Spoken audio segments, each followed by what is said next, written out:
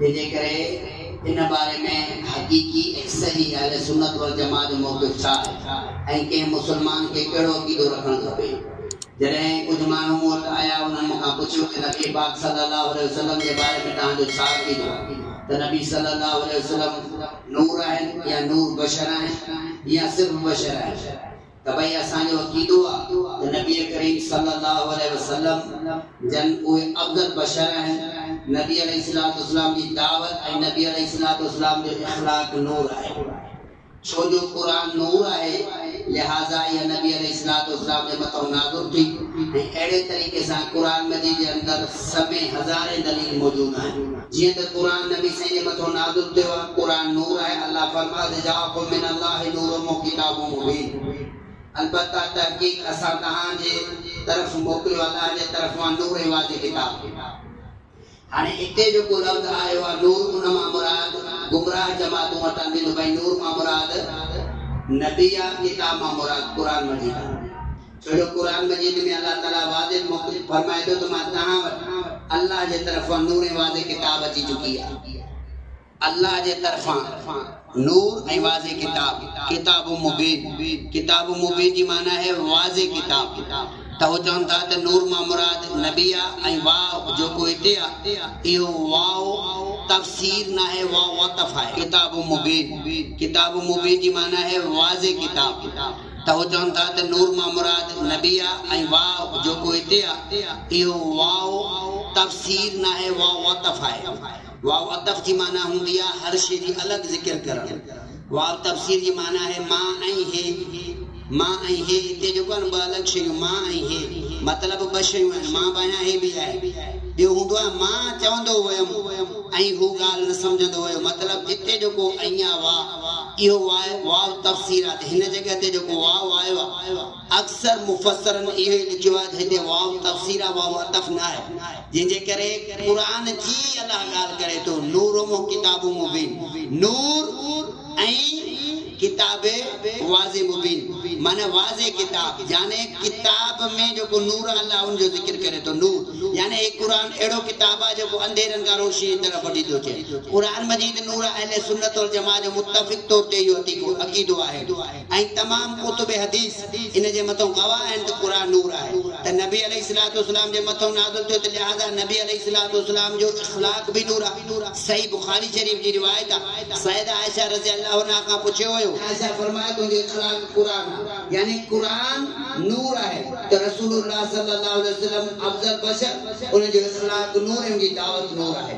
बाक़ी इहो चवण त नबी अलैहिस्सलाम बशर भी आहिनि, नूर भी आहिनि, त इहो दलील क़ुरान में किथे बि कोन्हे।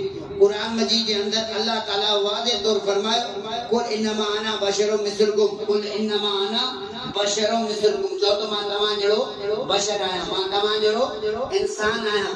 मतलब त जिन्सियत के हिसाब सां, बशरियत के हिसाब सां, इंसानियत के हिसाब सां मां इंसान आहियां।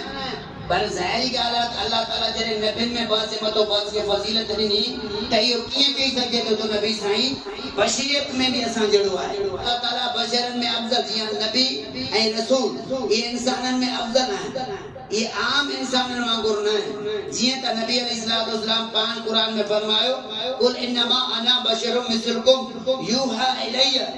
अल्लाह ताला क़ुरान मजीद में फरमाया कुल ऐ नबी चओ इन्नमा अना बशरुम मिस्लुकुम, मां तव्हां जहिड़ो बशर आहियां, मगर अल्लाह ताला जे तरफ़ां मूंखे यूहा इलैया मूं ते वही कई वई, यानी वही जे करे रसूलुल्लाह के ख़ासियत अता थी। वो नबी आहे, वो रसूल आहे। ज़ाहिरी ॻाल्हि आहे आम इंसान ऐं नबी रसूल बराबर न, मगर इहो चवण त नबी बशर न आहे इहो क़ुरान जे ख़िलाफ़ आहे।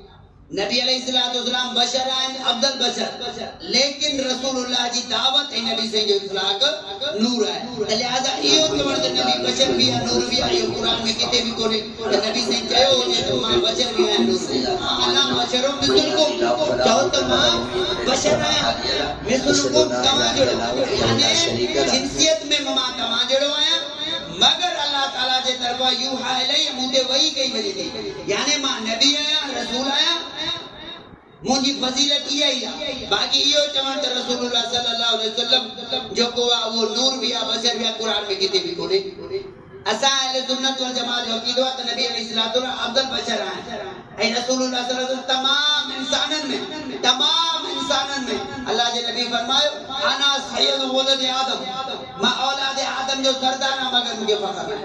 नबी से तमाम नबी मां अफजल आहिनि, नबी से तमाम आदम मां अफजल आहिनि जी रिवायत आहे।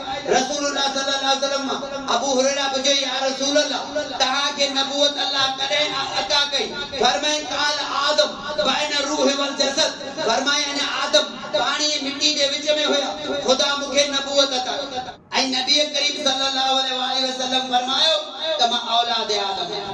मां तव्हांखे पहिरियों बि ॿुधायो त नबी पाक सल्लल्लाहु अलैहि वसल्लम जॾहिं मेराज ते पहुता आदम अलैहिस्सलाम ऐं हज़रत इब्राहिम अलैहिस्सलाम जॾहिं उनका मुखातिब था, सही बुखारी जी रिवायत आहे, फरमाए सालेह पुत्र सालेह नबी।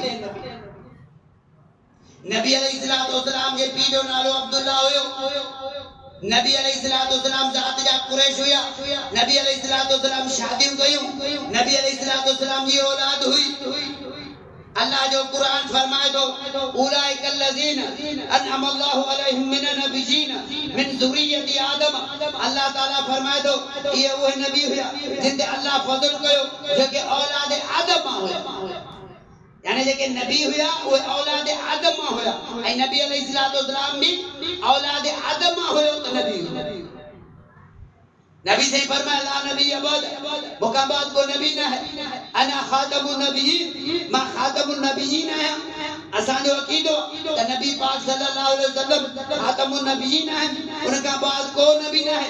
कुरान फरमाए तो जेकिन ते अल्लाह ताला इनाम उन्हनि माण्हुनि ते जिन ते खुदा इनाम कयो अलैहिम मिन नबिय्यीन मिन ज़ुर्रिय्यति आदम, उहे सब औलाद आदम हुया। अल्लाह ताला कुरान मजीद में सूरह मरियम में आयत नंबर 57 या 58 के अंदर इरशाद फरमायो जो जिंदे इनाम कयो खुदा उन नबी दे वो सब औलाद आदम हुया। तवज्जो से अल्लाह ताला जिन नबी दे इनाम कयो वो औलाद आदम हुया। ऐं नबी अलैहिस्सलाम नबी भी हैं, रसूल भी हैं, तो लिहाजा औलाद आदम है। ये अलग अलग नबी से अफजल होया, बशर होया, अफजल होया। नबी पाक सल्लल्लाहु अलैहि वसल्लम जो इखलाक नूर, नबी अलैहिस्सलाम जी दावत नूर, वो नूर जो कि इंसान के जहालत मां कढी करे, जहालत जे अंधेरन मां कढी करे इंसानन के हिदायत वारी अल्लाह जे तरफ वठिया रोशनी, अल्लाह जी हिदायत वारी रोशनी के तरफ वठिया। जड़े नबी अलैहिस्सलाम अरबन जे अंदर आया, औरतुन के जिंदा दफन कयो वने पियो, नंढन बारन के कत्ल कयो वने पियो, औरत के बोझ समझो वने पियो, ऐं गलत तरीक़न सां निकाह कया वञन पिया। हर तरह खून गारत हुयो, हर तरह तबाही हुई, हर तरह जुल्म ऐं सितम हुयो। अल्लाह जे नबी हत्ता के बैतुल्लाह जो उबाड़ो तवाफ कयो वेंदो हो। अल्लाह जे नबी इबादत मामलात महाशरे जा, बाड़े जा, घर जा, ये घरवारी जा, औलाद जा, तमाम जहालत जेकी उन्हनि जे अंदर हुई उन्हें के खत्म करे हिदायत जे रोशनी जे तरफ, अल्लाह जे नूर सा, अल्लाह जी दावत सा, अल्लाह जे हुकुम सा, अल्लाह जी हिदायत सा जहालत जे अंधेरे के खत्म करण वारो मोहम्मद रसूलुल्लाह सल्लल्लाहु अलैहि वसल्लम। तॾहिं अबू हुरैरा पुछियो या रसूल अल्लाह ई नबूवत कॾहिं अता कई? फरमाए काल आदम बैन रूह वल जसद, फरमाए आदम पानी मिट्टी जे विच में खुदा मूंखे नबूवत सा नवाज़ा। नबी पाक सल्लल्लाहु अलैहि वसल्लम के नबूवत वाजिब थी ऐं आदम पानी मिट्टी जे विच में। त उतम जेके काफी गुमराह माण्हू चवंदा आहिनि नबी पैदा थियो, हालांकि नबी साईं जी उमिरि सही बुखारी 63 साल 3 ॾींहं जा 63 साल 4 ॾींहं, इन रिवायतुनि में 63 साल नबी साईं पैदा थिया। नबी अलैहिस्सलाम 9 रबीउल अव्वल ते पैदा थिया। शेख अब्दुल कादिर जीलानी फरमाइन था हुनियतुल तालिबीन के अंदर रसूलुल्लाह दा मुहर्रम ते पैदा था। काफी चवंदा 12 रबीउल अव्वल ते पैदा था। अहले तशरीह चवे थी 17 रबीउल अव्वल ते पैदा था। काफी मुहक्किक चवंदा 8 रबीउल अव्वल ते पैदा था। ज़ाहिरी ॻाल्हि आहे रसूलुल्लाह पैदा थिया हिक औलाद आदम, रसूलुल्लाह जो पीउ हुयो, रसूलुल्लाह जी मां आमिना हुई। ज़ाहिरी ॻाल्हि आहे त हू पैदा थिया, उनजो पीउ हुयो, उनजी रिश्तेदारी हुई, उनजो नसब हुयो। जेकॾहिं कोई इंसान रसूलुल्लाह के अल्लाह जो नूर समझे थो, नूर में नूरुल्लाह जे बारे में अकीदो रखे थो, तो वो सूरह इखलास जो इंसान। अल्लाह ताला कुरान मजीद में छा फरमाया कुल हु अल्लाहु अहद ऐ नबी जो अल्लाह अकेलो अल्लाहु समद अल्लाह बेनियाज लम यलिद व लम यूलद व लम यकुल लहु कुफुवन अहद ना अल्लाह मा को पैदा थियो ना अल्लाह के मा पैदा थियो व लम यकुल लहु कुफुवन अहद अल्लाह जड़ो केर भी अल्लाह जड़ो केर भी ना जेकरे को इंसान चाहे तो नबी अल्लाह जे नूर मा पैदा थियो नबी अल्लाह जे नूर मा पैदा थियो अल्लाह चाहे तो लम यलिद व लम यूलद न बुका केर पैदा थियो ना माई की मा पैदा अल्लाह केरा है का जेकरे को मानू चवे तो नबी से अल्लाह जो नूरा के बदी ते कुरान पर में तो कुल हु अल्लाहु अहद जो अल्लाह अकेलो हिकना अकेलो अल्लाह समन बेनियाज ते जेकरे को इंसान नूर में नूरुल्लाह जो कीदो रखे तो वो सूरह इखलास जो इनकार ते जे करे वो अल्लाह ताला जे कुरान जो इनकार करे तो अल्लाह ताला वाज़े तौर फरमाए ते जेके नबी आया औलाद आदम नबी से नबी ऐसा जो अकीदो एक कुरान से ये बुधाए तो नबी पाक सल्लल्लाहु अलैहि वसल्लम अंबिया में अफजल हुआ अंबिया में सरदार हुआ अल्लाह दे नबी अलैहिस्सलातु वस्सलाम के अल्लाह ताला अफजल करे मोकरे अल्लाह दे नबी तमाम अंबिया की इमामत कराई इयो चवण नबी अलैहिस्सलातु वस्सलाम सिर्फ नूर है या नूर बशर है तो वो बशरियत जो इनकार कंदा ताकि याद हुजण खपे त फरिश्ता नूर जी पैदाइश है फरिश्ता नूर जी पैदाइश है तमा के जेकरे को मानू तमा सा मेस करे तो नबी अलैहिस्सलातु वस्सलाम नूर आया बचरा ता सवाल पूछो नबी से केड़ो नूर नबी से केड़ो नूर छा सब नबी नूर या असाजो नबी नूर सब नबी नूर या असाजो नबी नूर वो ज़ाहिरी गाला चदो असाजो नबी नूर बे अल्लाह ताला फरमाए दो औलाद आदम अल्लाह ताला फरमाए तो जेके नबी आया मिन ज़ुरियती आदम वो आदम जी औलाद है वो नबी से के बारे में तवा की था जो नबी से ने मेराज में वे मता के पेरों में गुजार हजरत आदम अलैहिस्सलातु वस्सलाम का मुलाकात की फरमाए साले नबी साले पुत्र हजरत इब्राहिम तमा या से तो नबी से जो तान सब जने पढ़ दो तमा निसदो अर्रहीकुल मखतूम या रहमतुल लिल आलमीन जे तफसीरत रसूल ते बेहतरीन किताब है उन्हें ताके नसब रसूल मिल दो तान तो इब्राहिम साहब नहीं मिलता जो इब्राहिम जो पुत्र जो इस्माइल है उनसा नबी संगी नसब लगी करे अरबन दे दो आई जो को इब्राहिम जो इसहाक पुत्र उनसा मूसा दे दो त इब्राहिम जो को वो तमाम अंबिया जो पी रहे हो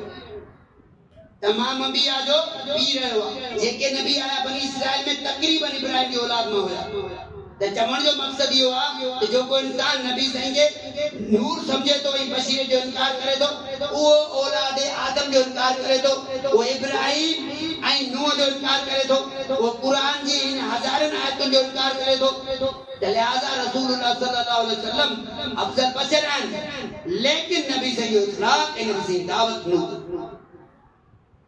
नबी से